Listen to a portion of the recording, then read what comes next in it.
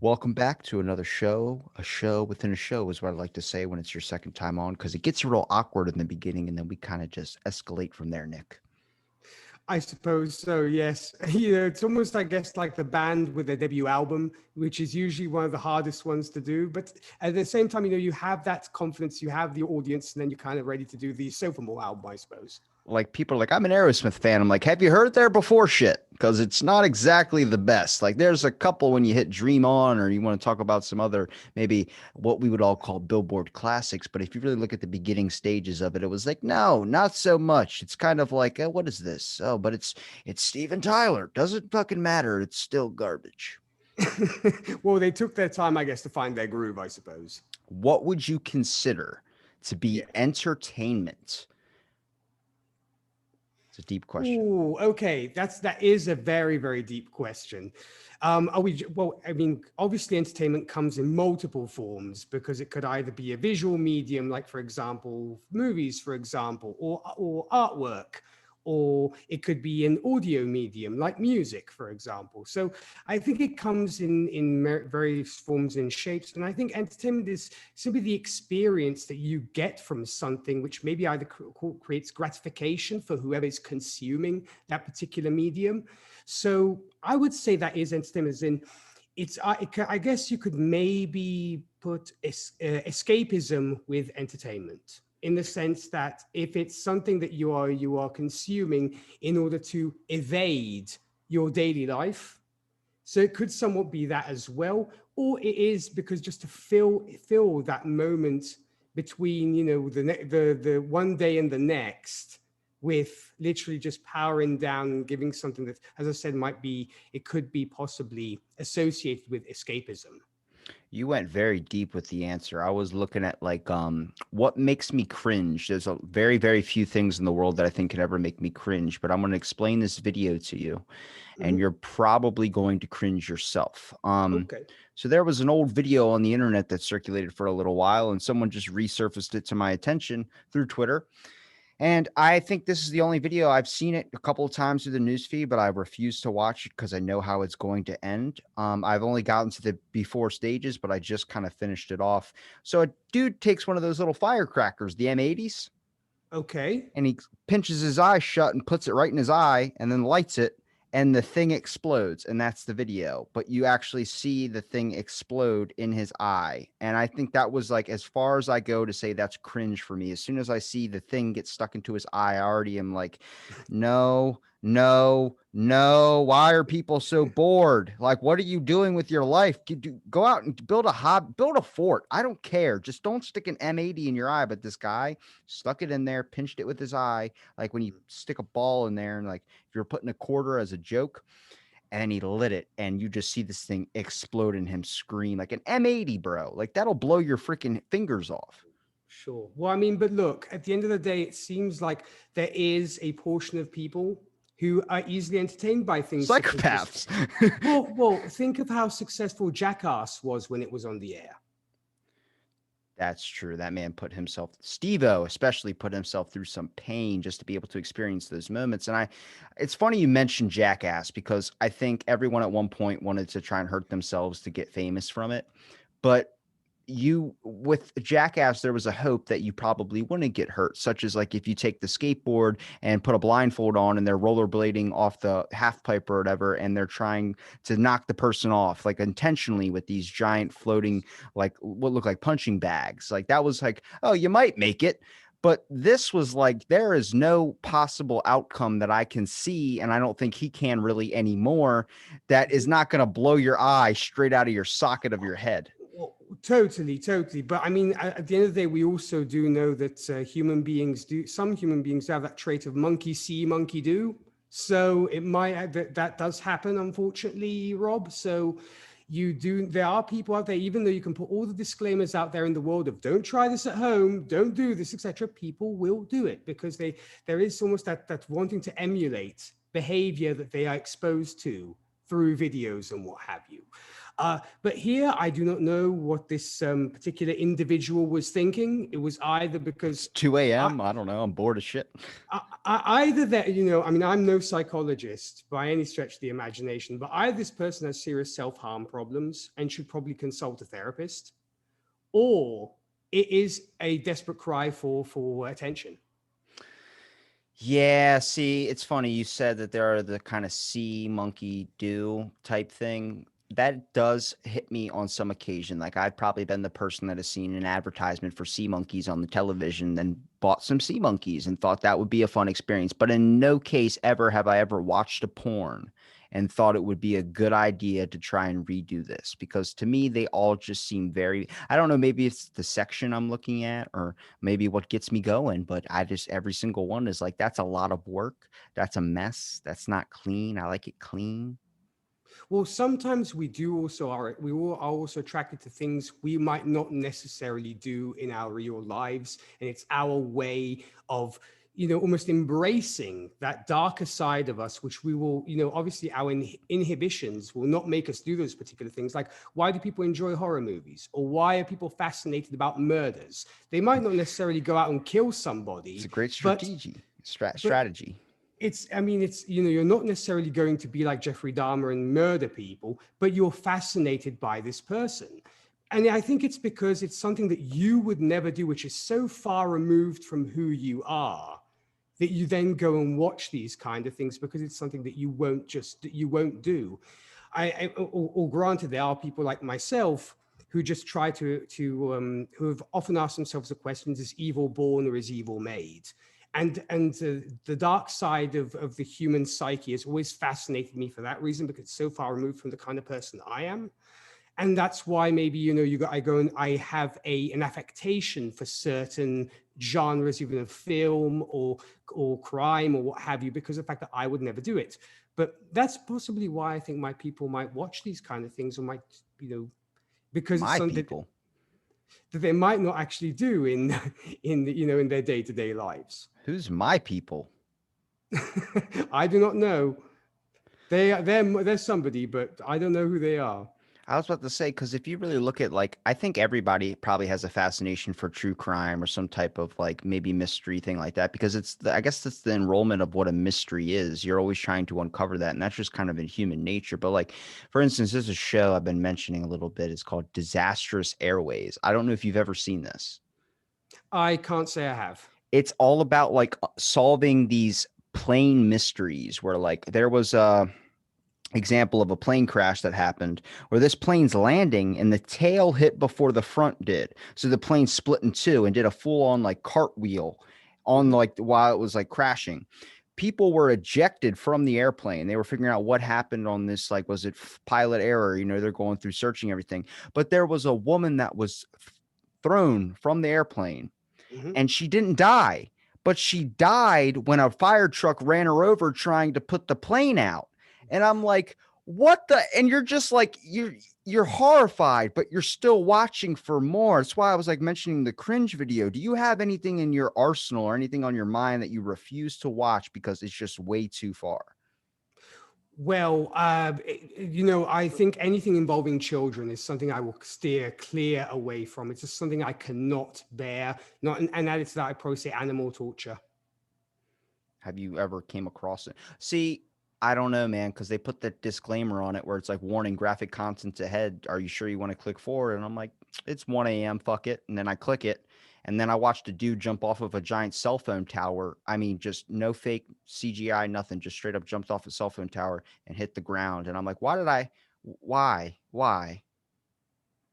As I said, it might be because it's something so far removed from you, or as you said, it's just pure boredom because of the fact that you're just looking for something and you can't find anything. But I think it maybe is just something that you would never do, but you almost want to see somebody else do it, because obviously it doesn't put any sort of harm in you when it comes to you.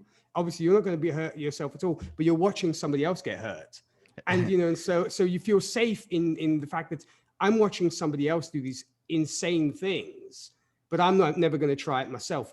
Personally, I mean, and this is just me. It's not something that I would particularly watch. It's just that it's not something that particularly interests me. But that's just me. I mean, I get there are folks who enjoy these kind of things. Like, as I said, the folks who followed Jackass for so many years.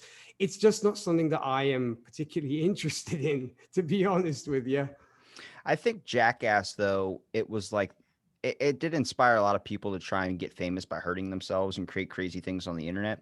But like someone mentioned or put up a GIF or something, and it was like it was Bam from Viva La Bam, and a bunch of people were retweeting it, and it's actually trending on Twitter. It was because Hmm. people were like, "Oh, I remember the show was so good." It was like before the internet became what it is now, and I'm like, Right. yeah, if you that has that certain vibe to it, like he painted his whole entire kitchen blue because he asked his dad, what's your favorite color? He said blue. So he painted everything, even the fucking bananas that he had on his counter. Oh, jeez. And it Okay. was like so perfect where it was like just that stuff on television was so good. Nowadays, it's like everything is either a news article or something now. It's like that's the stuff what people would steer away from. And it leads down an even bigger rabbit hole. Have you ever found out or looked up the term fan theories?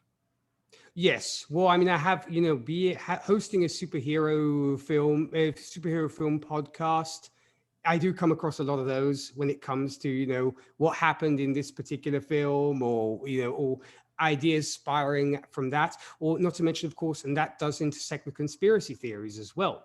So I have come across those, and there's a friend of mine who's actually a big fan of debunking all these crazy conspiracy theories that are out there. And but yeah, fan theories. I mean, it's a constant thing in all media that we watch. I think TV shows and films. You have the so-called head canon, where you try to explain something that seems to have no reason for being there on screen, but you create your own story.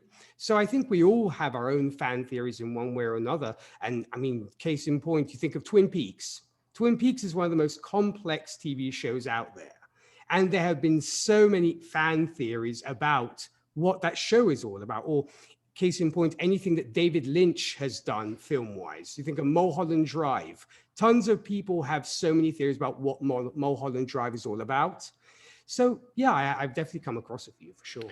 Do you have any fan theories or do you have any theories in life, for instance, where that you've kind of developed? Like I've developed theories, but they're not anything that would happen to do with a film. Like I was literally watching just countless stories of fan theories, like from Back to the Future. They started to think that Doc, he was suicidal. That's why every time, like when the DeLorean was heading at him at 88 and just Mhm. decided to go through the time travel thing, that really he was trying to kill himself, and all these instances where he's putting his life at danger, and people kind of take out the madman scientist thing and look at like a man that's like been so alone, all he has is a dog and a guy that goes to high school, that he's Right. hanging out with. So it makes sense, but I'm like, damn, if you put in the effort to anything besides this, you could probably get so far in life. But they make up these theories where you're like, I can't poke a fucking hole in it to save my life.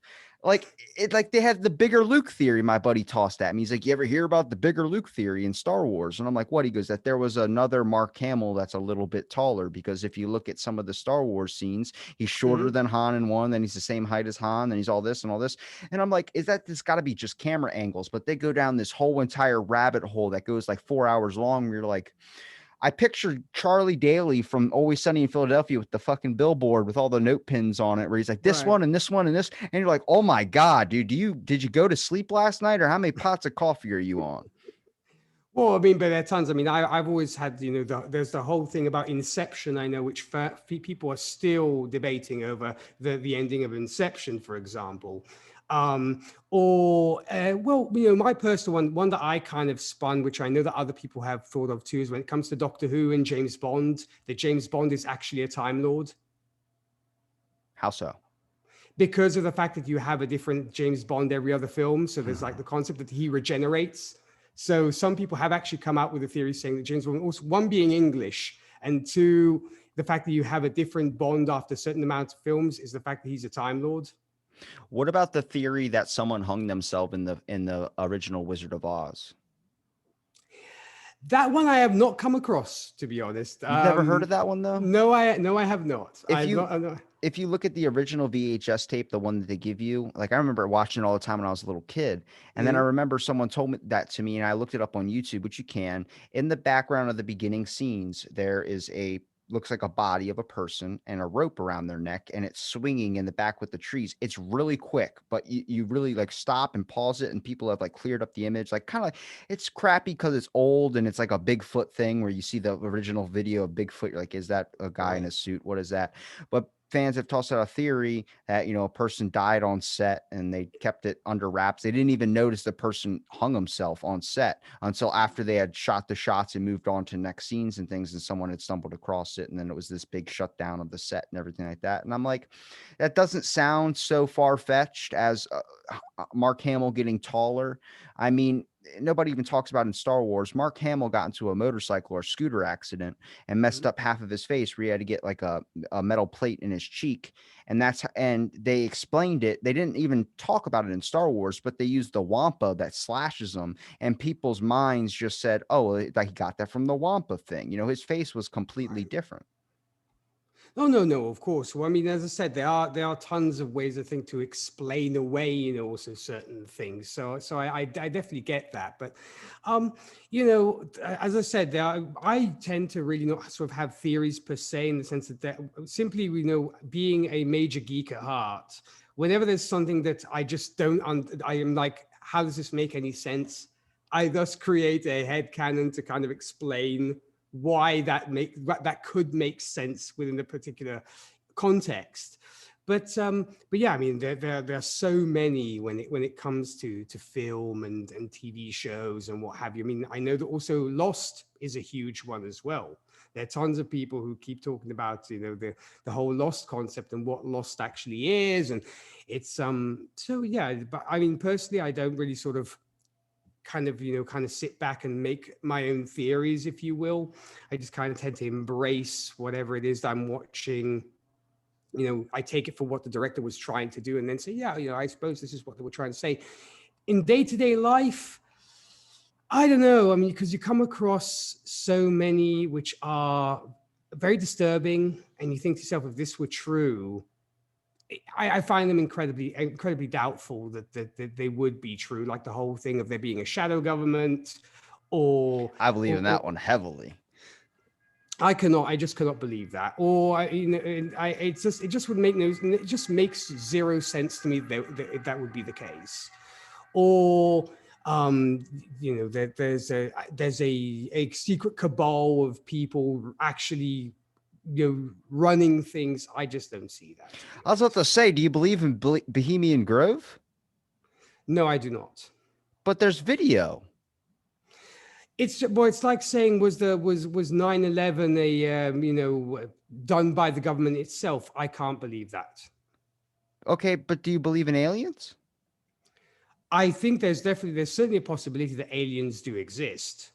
Because if the universe is potentially infinite, we can't be the only form of intelligence in the universe. Would you believe that I told you that in our COVID bill, there's explicit release of saying any extraterrestrial information?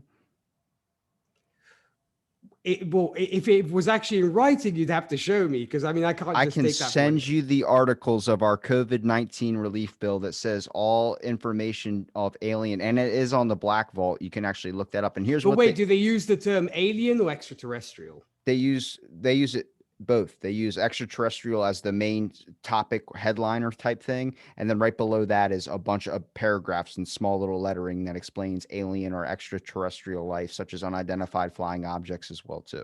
Oh, okay. Because obviously you can also use the word alien as somebody who's non-American, who's like an immigrant. No, they meant like straight up someone at our COVID meeting, I guess like a few months back when this was like a big thing, like before December. They were talking about in January, some dude just during the whole entire press conference just goes, "What about aliens?" Government's like, "What?" It's like, "Wow, I would like to know about aliens. If those exist, can you give us those information or those articles?" And they're like, "What?" And then it became a big, like, everyone starting to chime in of like, "Yeah, release that." And then they said in after the new year or whatever that they were going to release it, which they did, but they did something crazy. They released it on a nut jobs website that looks like it's done shittily. And then you're like, Right. is this fuck? Like, it even took me a little bit. I was like, is this real? And then I went onto the CIA website. No, it's the same articles on there as the CIA website. Like MK Ultra, for instance, people say that doesn't exist, but there's countless articles on the CIA website, their actual Mhm. database that says it is existent. It's just a lot of the names are crossed out into it, like blacked out with. That's how they do it. They redact a lot of the personal stuff.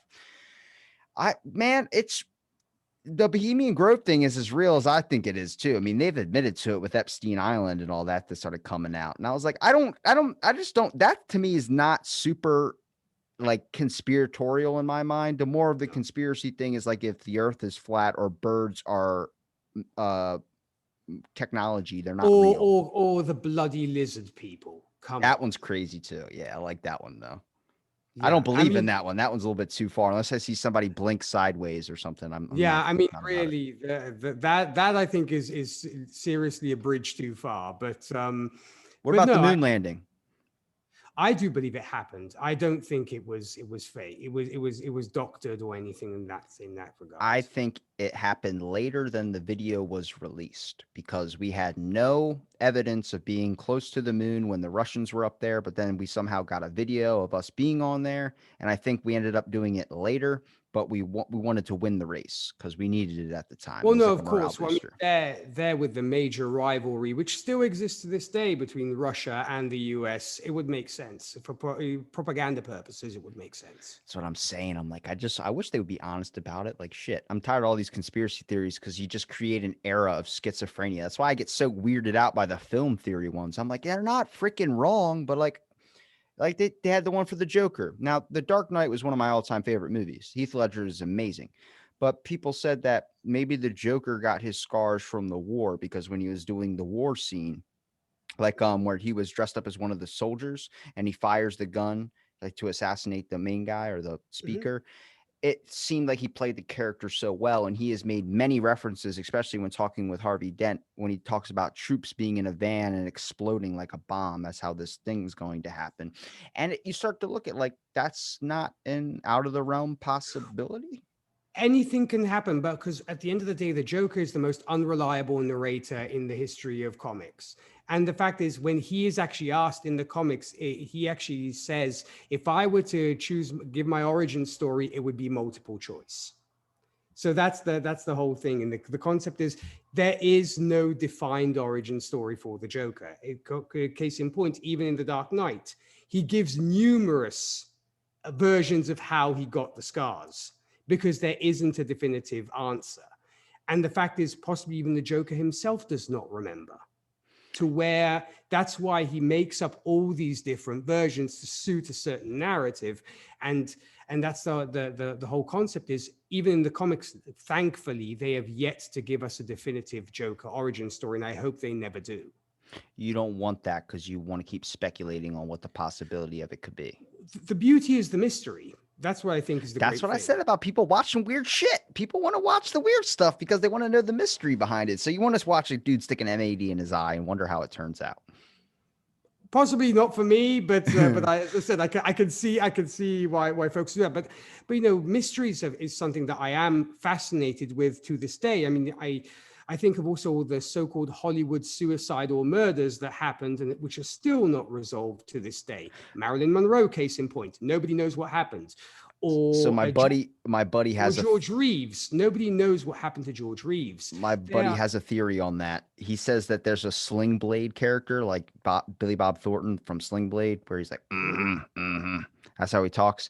That there's this right. killer that's killing all these famous people, and I don't believe in that one, but that one's pretty interesting when he talks about it because you're like, shit, you're covering a lot of like the tracks where someone would ask a question, what about this, and then he has an answer for it, and you're like, damn it, like, huh. But I mean, I don't think I don't I don't think think so either. there's a celebrity hitman, if you will, but it is pretty clear that probably Marilyn did not kill herself, just like Pills. it's pretty clear that George Reeves did not kill himself. So, or even Natalie Woods, the mysterious murder of Natalie Wood, as well as another one which is still to be explained. What's So, the Natalie Wood one? well, no, apparently she drowned when she was out on a boat with friends, and apparently it was an accident. But folks are still speculating that she was actually killed. That's like with the government leader dude that spoke out about one of the, oh god, what is it? He released some of the stuff about like the secret government stuff, like kind of some Snowden type information about our Mhm. government. And then they found him he drowned on a late night canoe at like 11 a.m. or 11 p.m. at night.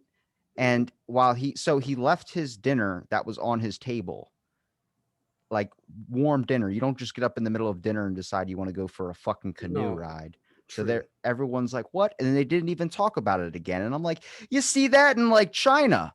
There's a bunch of like people that just disappear, and like, you're where the fuck did that guy go?" And it's like whenever they speak out about the government, but they're known about it. That's like with Russia when Russia's Well, like but fucking. that's a totalitarian government to where, I mean, a lot of people, that's the whole reason why folks say, how did they, the reason why they got rid of COVID so quickly is because you were not allowed out your house. You got out your house, you disappeared. And no surprise, their cases went down very quickly because folks knew that they could not step out their house because they would disappear. As far And as we know, their cases went down. I do believe they did, but my the concept is, though, China obviously having a totalitarian government and everything being censored and what have you, it does not surprise me that folks will disappear, because at the end of the day, it's not a democracy. So it's the way it is. It's like Russia. Russia is the same kind of deal. They say it's that Putin is no longer in power, but of course he's still in power, and he's going to be in power till he dies. It's funny because I'm gonna end up saying this again, and I've said it on a couple more recordings I've done. If I was gonna pitch you this, and you're gonna tell me if it sounds real or if it sounds like bullshit, okay? Go ahead. So 13 tons of human hair was seized on a ship by the States that was sent over here from China. We ended up sending it back. Does that Okay. sound legit, or does that sound like a conspiracy? I suppose it could be possible. So on April, no, it was April 20th, 2020, I think it was. It wasn't this April. There was 13 tons of human hair that was shipped over here to make wigs, sure. And someone just asked the question, if you're shipping this here and we don't have any record of this coming in, where does the human hair come from? And it found out it comes from a Chinese concentration camp. And they're not getting paid to get their head shaven. They're forcibly getting their head shaven.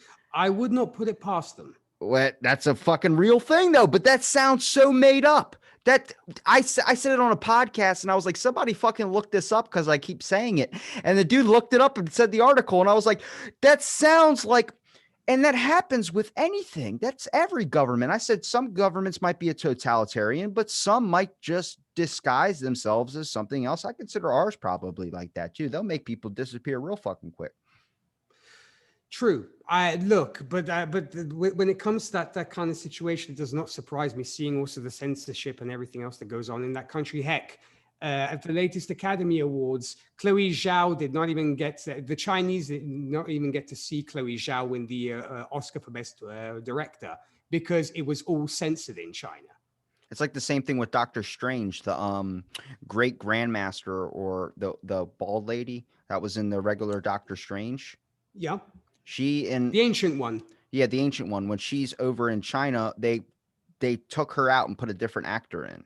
There's an actual, I think it's an Anglo-Saxon woman or Mhm. something they put in because they can't, something about the original one they don't allow over there. Well, they also thought it would be kind of racist, How because is there's the whole trope of, I mean, Tilda Swinton did a fantastic job as the ancient one, but I think the concept was they wanted to put in Tilda Swinton and more of an androgynous character rather than have this aged Asian character, because it might seem a little bit stereotypical. Kind of like what they did with, I believe it was Iron Man 2 with the Mandarin, because obviously it's an incredibly racist stereotype of the long-nailed Chinese man and what have you. So they kind of didn't want to go down that route. That's the So third Iron Man, not the second. it's Iron Man 3. Yeah, I got Second's the Russian guy. Oh yes, that's true. Yes, it's Whiplash. Iron Man 3 is the Mandarin. So Did yeah, you like the third? I didn't mind it. I thought it was okay. I mean, they're way worse superhero movies than that. I just feel like the second was a hell of a lot better. Well, yes. The problem, I think, with Iron Man was it kind of got worse as it went on. And I mean, that's still to this day, when it comes to the MCU, my favorite trilogy is the Captain America trilogy, which is the best one, because you look at Thor, Dark World, meh. Ragnarok was good.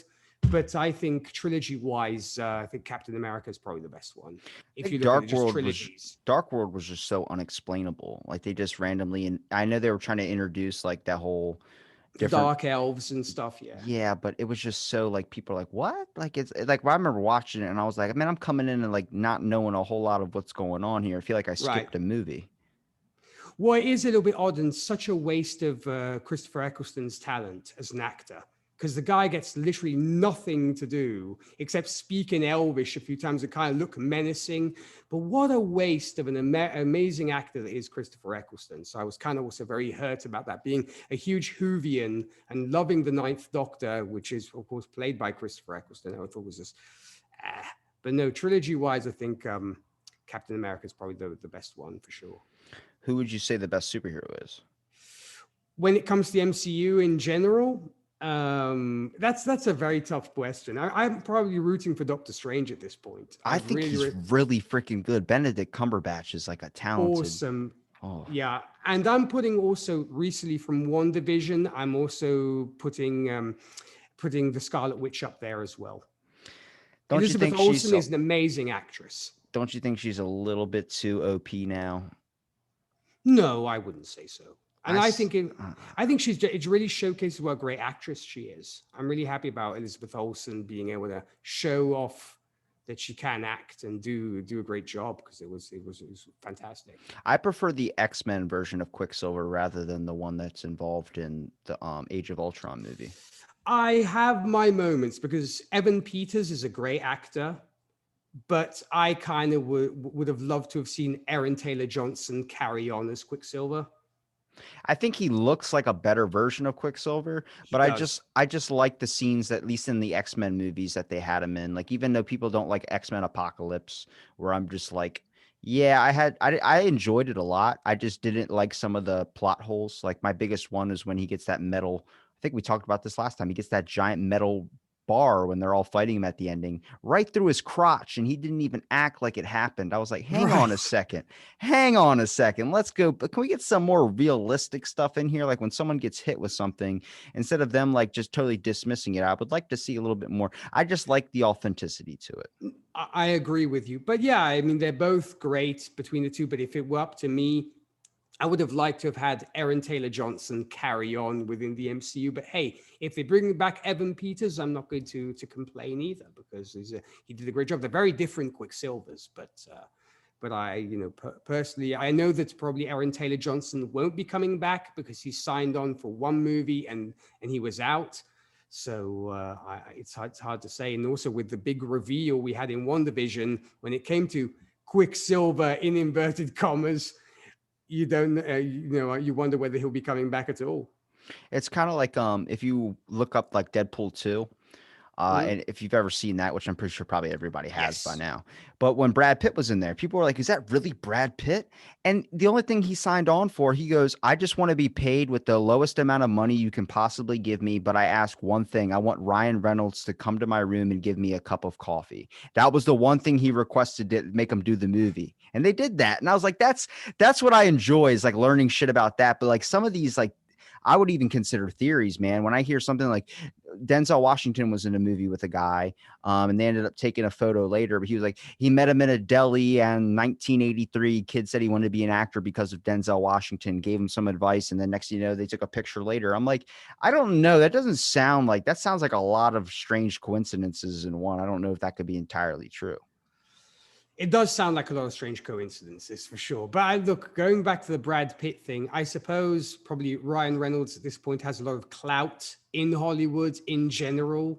And probably, I'm assuming him and Brad Pitt are possibly friends, because at the end of the day, you're in that kind of celebrity bubble where almost everybody knows everybody. So maybe you run into each other in a hallway or something, or at some parties, like, dude, if you have a part for me, I'll play it no matter how small, which might have been the case, because that sometimes just happens. So for all we know, that was the situation, I guess.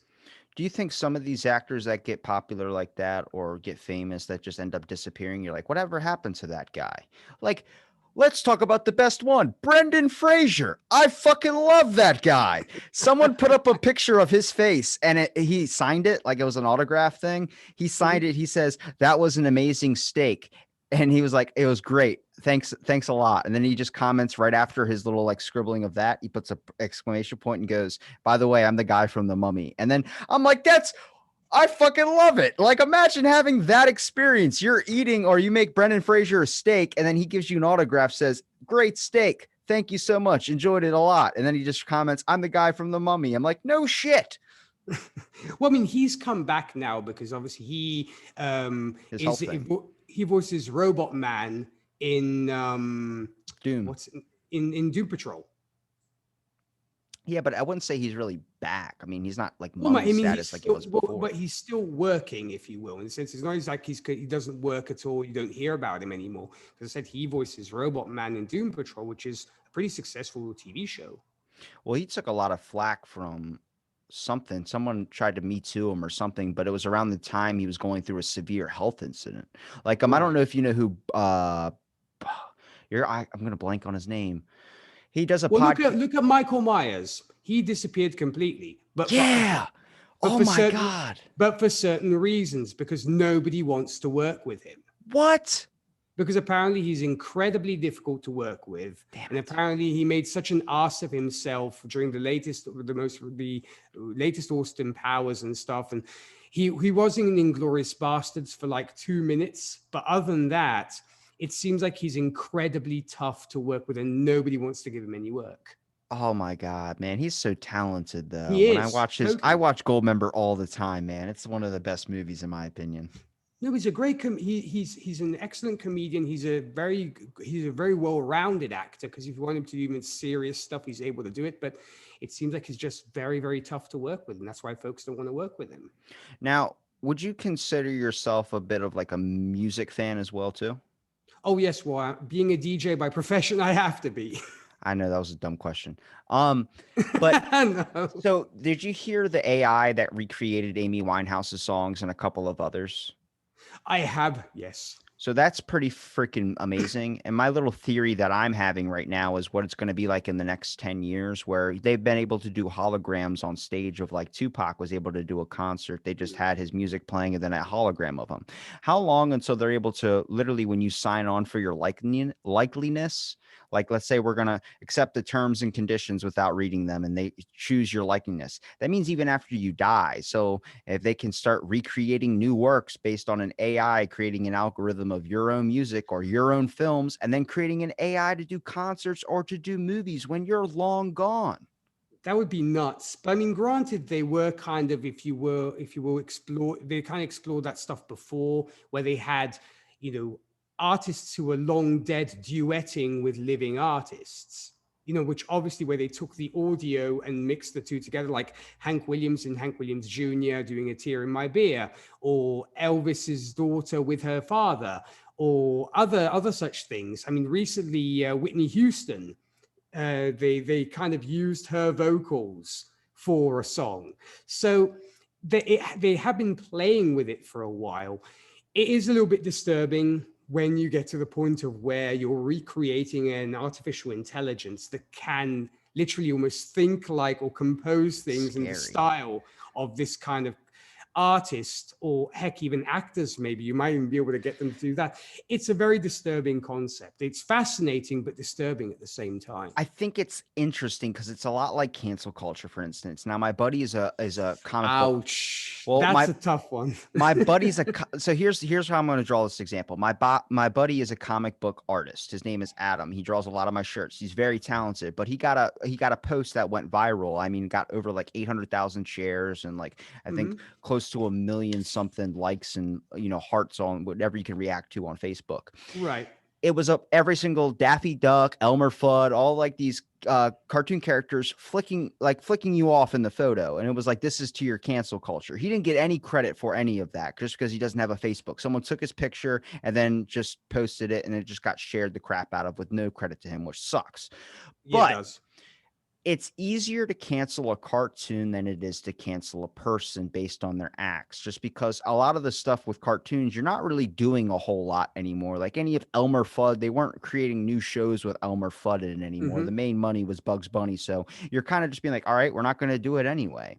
When you're canceling a person, though, that's a little bit more difficult. Even Army Hammer can probably still get work, even though he's come out as a cannibal. Like that's fucking he can Right. still probably get acting positions. Of Now, course.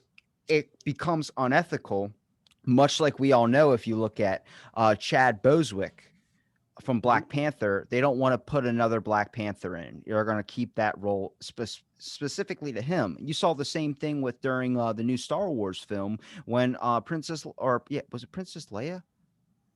Oh my God, I'm going to blank on this. I can't help you there because my knowledge of Star Wars is threadbare at best. She has the buns looking things in her hand. But the Chadwick Boseman thing, I think it's also maybe out of respect because they don't want another person becoming Black Panther.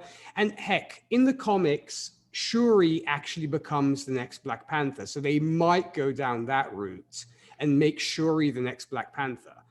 But I mean, fans are very much divided on this because some folks are like, we can have a new Black Panther as long as it's respectful to Chadwick Boseman's memory, and others are like, we don't want that. Let's move on with something else. I guess we'll see with when Wakanda Forever comes out, which obviously was recently announced. So I guess we'll see where they go with that. Well, it just gets scary because, like, there's only certain times and in certain cases, depending on the length, in my opinion, is probably when it's unethical to start using someone's face with CGI.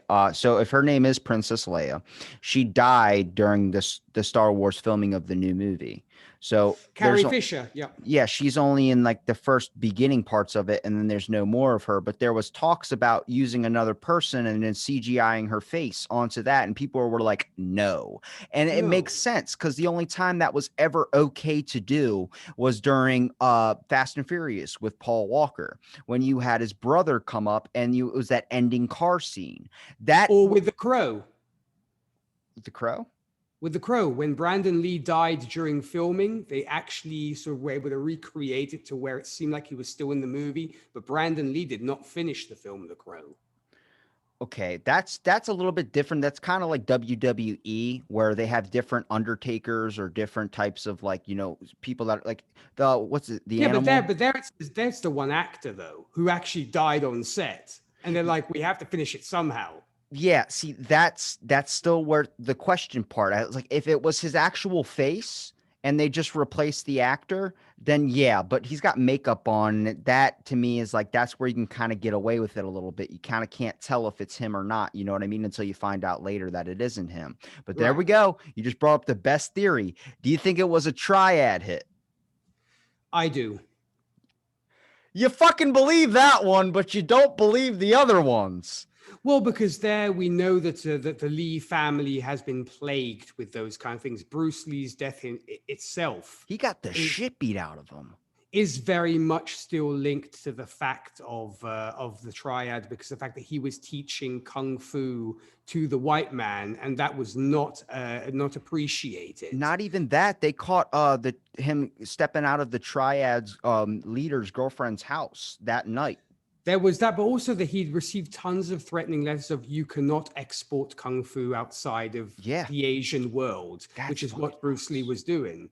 But and so the Lee family has kind of been plagued by that, just like I guess the Kennedys have always been plagued with these kind of mysterious assassinations. You're hitting me on all these real ones right now too. Do you think JFK was assassinated? I do believe he was assassinated. That's recorded. That video was graphic. But it's interesting that all the Kennedys seem to suffer these rather grim fates. So you have to think there is something there when it comes to Kennedys. That's why I tell you that we're every government's totalitarian until they're only like that when you're not doing what they want you to do. And that's what my biggest thought has been recently is like, it's like the Getty family over here. The Getty family. Mm-hmm. They sound nice. You know Getty Images, Getty. That's from you guys? Yeah, Getty. They were born over here in Italy, and obviously very, very sort of wealthy people. You know the whole story where one of them, I believe it was the son, was kidnapped and they sent his ear in the post and all that whole thing, Jean-Paul Getty. They all suffered very, very mysterious fates. If you look up the Getty family, it's quite the story. The most recent descendant, I believe, died very, very young as well, and he was an actor. But so it seems to be a family thing when it comes to these kind of theories. Dude, that Crow one though, I'm sorry, that's just like nuts to me. And I've seen the autopsy that they did, the report of Bruce Lee saying he died from like some type of hemo thing in his back. But then if you look at like the doctor that did the autopsy died 6 months later in a car accident, and you're like, what is that? That's that coincidence? Come on now. Like, think Or like about Michael it. Jackson's death is still unexplained. They say he was poisoned, but was he not poisoned? Did he overdose? It's hard to say. He was taking a shit ton of that stuff, though. I don't know if that's what you should be taking to go to sleep. I don't think so either. But it's just like with Marilyn Monroe. I don't think it was I don't think it was a suicide. I think she knew too much. What about Jimi Hendrix? Jimi Hendrix, I think, might actually have OD'd. I mean, I think that could be possible. Didn't he fall off a roof?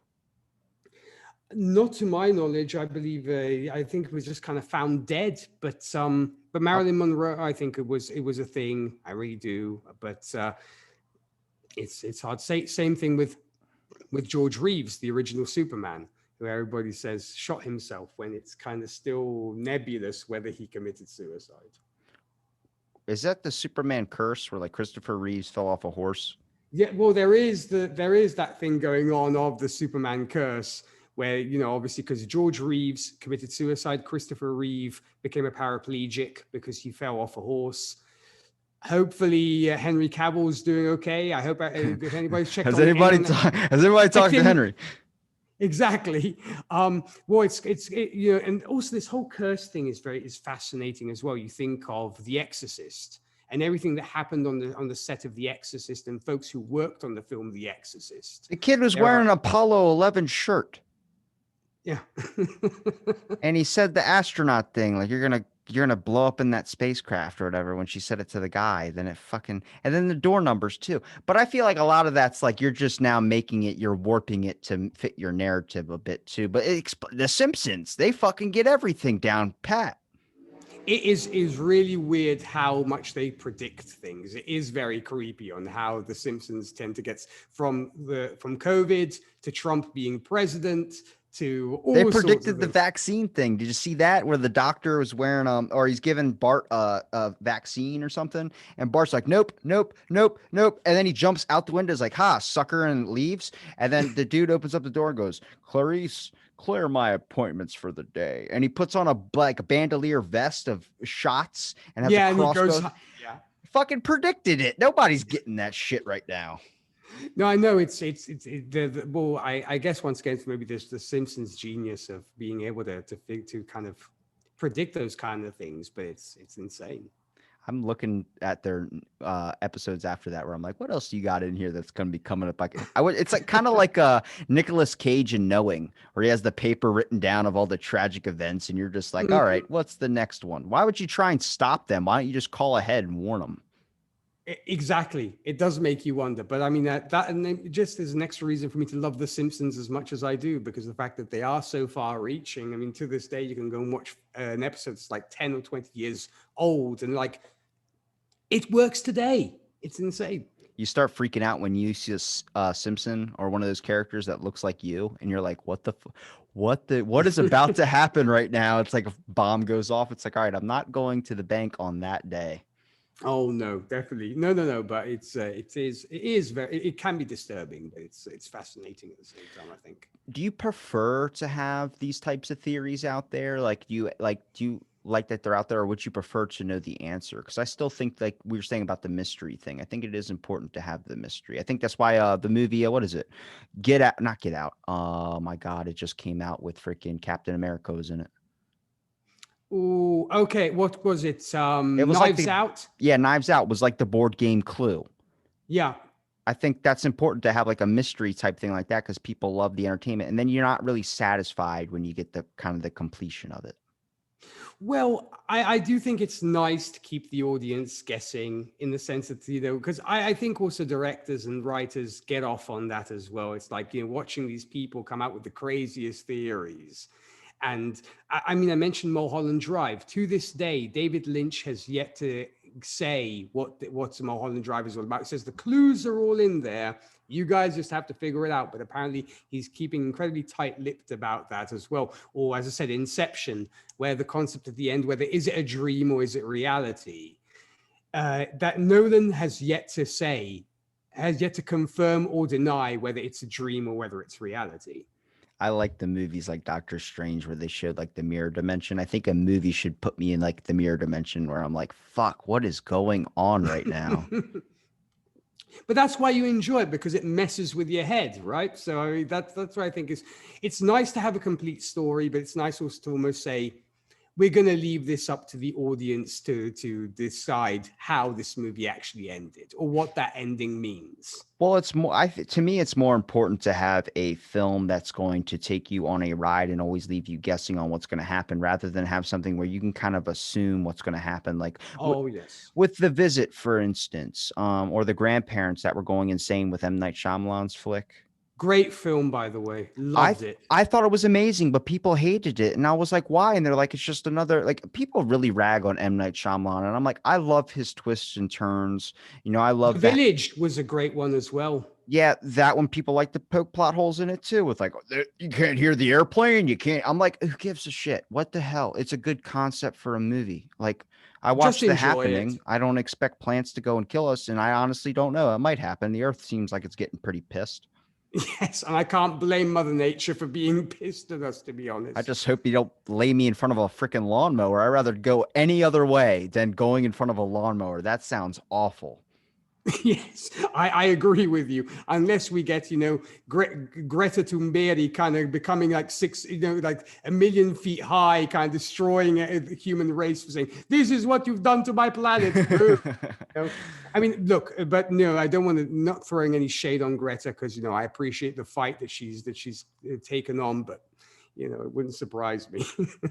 I think it's important, like what we're saying with The Visit, for instance. You thought for so long, like, oh, these are just grandparents that are gone insane, wondering should they going to Mhm. kill the kids. But then they added that twist of like they're not the actual grandparents, and you're like, oh my god, like that's a horror in itself. Well, it's great storytelling. I think I definitely give credit to M. Night Shyamalan, because he definitely he's a great storyteller. I really enjoy his films. I'm looking forward to what he will do next. And folks like to throw shade at everything. You can't, as Bob Dylan once said, you can please some of the people all of the time, and all of the people some of the time, but you can't please all of the people all of the time. That's a fucking beautiful quote. So and I agree. It's very true. You're never. It's almost, some people are just never satisfied, Rob. That's just how the cookie crumbles. Damn, you tossing out a freaking, what is that? Who is that? Oh my god, don't tell me. I'm gonna guess it. But I'm gonna use it because I remember Bruce Almighty where he says, I'm gonna do a Walter Cronkite. That's his name. Who There you says that go. quote? The way the cookie crumbles. Yeah, I come around to it. I can figure it out. You just gotta give me a minute. All my references though are like anything where someone's like, "Well, you study Socrates." I'm like, I remember from this Hercules movie I watched that they used that reference, and they're like, "Well, you didn't actually study the works of Shakespeare," and I'm like, fucking no, sorry. Just I watch dumb movies that have like that saying in it, and it makes me seem intelligent. Like I know what I'm talking. Movies have saved my life more times than not, to be honest with you. You and me both. And I always say, thank God for movies. I really do. It's just such a blessing and such a joy. And, you mentioned Shakespeare. We recently, on one of my podcasts, we recently reviewed Hamlet with Laurence Olivier from 1949, I believe it is, or anyway, the 1940s. And it was one of the most boring things I'd ever seen. Not to mention, Laurence Olivier looks like Sting in that film, Oh my because god. he's platinum blonde. And I actually, at one point, I was actually playing Every Breath You Take and putting mute. It's like, yes, it's a police video, because he looks like Sting. But there are some Shakespearean plays that I do enjoy. But you think to yourself, there were peasants watching these plays way back when and throwing rotten tomatoes at the stage. it's considered like one of the most lofty versions of entertainment or of thing. That blows my mind, to be honest. I mean, I'm not discounting Shakespeare as not being a genius, because he was, but I think maybe it gets maybe more credit than it actually deserves, to be I honest. gotta take a crack back at a lot of stuff that I used to like dismiss when I was younger. Like they taught us Shakespeare in 10th grade, ninth grade when they were teaching Shakespeare. And I'm like, you're not going to get any kid to be able to pay attention to that. No. But what got me hooked was when they showed the Romeo and Juliet movie, but the newer version of it with Jamie Kennedy, where it was the Capulets, and it's a more modernized version. So they're at a But gas wait, is station. that is it the Leonardo DiCaprio, and is that one that you're talking about? Yeah, I think it's that one. Jamie Yeah, Kennedy's in it. He pulls out a gun and it's like Romeo and Juliet, but it's all old speak, but it's in such a newer form where it's like yeah. this is how you get people adapted to it, where it's going to cause them to want to learn more and then actually look at the older stuff. Like I never truly enjoyed like the monkey's paw or any of those things, not because of the movie, just because when I was reading it, it was so hard. But when I went to go see the plays and I saw actors perform it, I was so like captured by it. Like, oh my God, like when some dude was talking about like Edgar Allan Poe, like knock, knock, knock on my chamber door. And it was like, oh, like he did it so right that I was like 16 years old and I was like, holy shit, like I have a new found love for this art. But they do say youth is wasted on the young, which is kind of true in the sense that you appreciate things later on. I mean, it's like now, because of the one of the podcasts that I do, I'm watching movies from the 40s and 30s and stuff, and I'm really enjoying it and so engrossed in it. But way back when, my grandmother was kind of getting me to sit down to watch Clark Gable or those kind of classic films, I was like, this is the most boring thing known to man. But now I appreciate it because of the fact that you see it with different eyes, and you just take it for what it is. So I totally get the concept that you were saying of being showing kids Shakespeare in their teens when they necessarily probably want something else, and it's hard to teach them that. And case in point, have you ever seen Last Action Hero? No. Because there is a scene in Last Action Hero, which is a Schwarzenegger picture, where basically you have I obviously don't want to spoil it in case folks want to check it out, but it's about this kid who is a movie buff, Wait, and when did it he's come out? way, way, way back when. I think it was if memory serves, I think it was like a '90s picture, Oh, I spoil believe. that shit. They've had enough time. But anyways, it's basically this kid who's obsessed with this character that Schwarzenegger plays, is this actor, and his class gets shown Hamlet with Laurence Olivier, and he imagines it as if Schwarzenegger were Hamlet. And it basically turns into like this big blockbuster action film. And I think kids would be more entertained watching that than watching Olivier carrying on about to be or not to be. But it's just the way an adolescent's attention span is.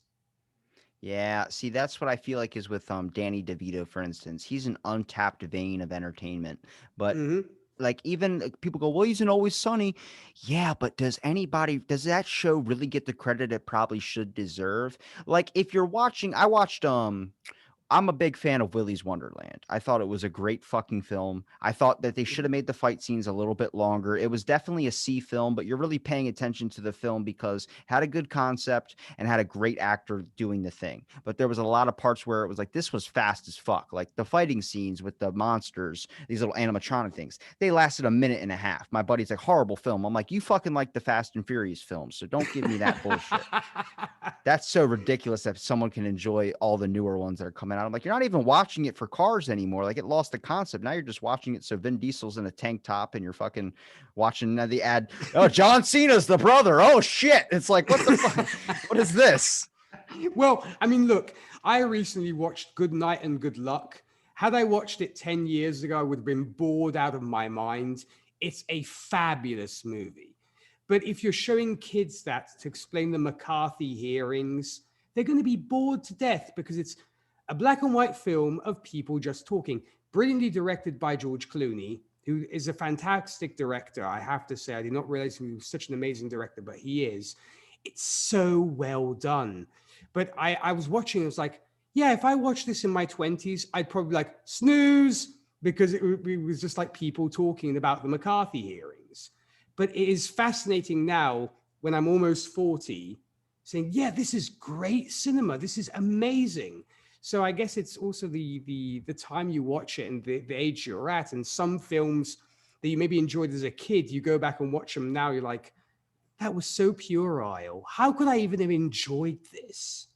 Yeah, you It's gotta be odd. careful with that though, because it'll ruin your childhood. That's why they say never go back to rewatch films you enjoyed as a kid, because as an adult you'll probably ruin them for yourself. You'll spoil those memories. Like I rewatched, what was it? The two original Teenage Mutant Ninja Turtle films. They're even worse as an adult than when you are as a kid, because as a kid you're like, oh my god, that's so amazing. But you watch them now and it's like, yeah, there are quite a lot of problems with those films. No wonder it didn't get the popularity it deserved. Well, Turtles one was incredibly innovative, and I'm a big fan of Jim Henson. So the costumes are like so. I think they actually look better than the CGI stuff, to be honest. But yeah, the story not so much. The second one, especially Secret of Ooze, you have the Super Shredder. You use him for 2 minutes, and he kills himself. It's like, that's a waste of the Super Shredder. Like, come on. It's like Deadpool in the Wolverine Origins film. I fucking love that movie, but I do agree they didn't do Deadpool right, or Weapon 11, whatever you want to call it. Oh, that was awful. It was god awful. I just enjoyed it because I like the origin story. I thought it had a good. I like to see. I wish they do a spinoff of Wolverine's brother. That would be nice to see that spinoff. Oh, whoa! And Liv Schreiber is a great actor, so it'd be great to see more Sabretooth stuff. Oh my God, they did a way better version than that than the original X-Men, where he looked like a caveman. And I get it; it plays more to the character and the thing. But his just that normal version is a way better avenue. I feel like they should go down. It just seemed way more like realistic, way more able to connect to than the other guy that just makes grunting noises. You're like, I can't fucking. What is he saying? Yeah, well, I mean, I guess it'll be interesting to see what the MCU will do with with the mutants at this point, because they keep teasing that mutants will be arriving, but we haven't seen them yet. And they keep, even in WandaVision, they teased it a little bit. And in Falcon and Winter Soldier, they teased it a little bit, but nothing yet. So it'll be interesting to see how the MCU does handle mutants. One day, and that day may never come. Don Corleone. I don't know when The Godfather came out. That was in the 70s, yeah.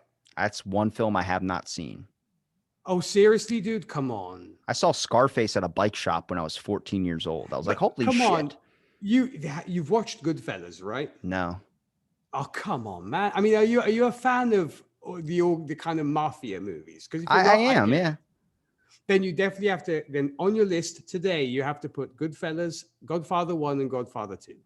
Do yourself a favor. Yeah. No breaks? Well, that's up to you. But I mean, I would, if you don't have anything better to watch, if you're like, oh, if you have your appointment shows, I get it. But if there's a moment, definitely watch those three, because they are the bomb. Seriously. I'm going to take your recommendation on it. That means if I have complaints, you got to come back on here and you got to listen to my complaints. Totally. And I will defend them as bravely as I can, but yeah, those are fabulous movies. Well, Nick, I appreciate you joining me again on the podcast, man. Where can people find all of your shows? I know you mentioned more than one. Well, when it comes to folks, if you are fans of country music, I do host the Whiskey and Cigarettes show, where we play all sorts of country under the sun. For more information about that, you can visit my website. That's whiskeyandcigarettesshow.com. Podcast-wise, I do host Happiness and Darkness, which is a superhero movie podcast. We discuss all superhero movies under the sun. And also with my good friends Rachel Friend and Zan Sprouse, we are on Gold Standard, the Oscars podcast, where we're discussing all the Best Picture winners in chronological order. So that's basically where you can find us. You can find us on Facebook, Twitter, and Instagram. So that's Happiness and Darkness, Gold Standard, and Whiskey and Cigarettes. Is that a train that I keep hearing? That's an ambulance.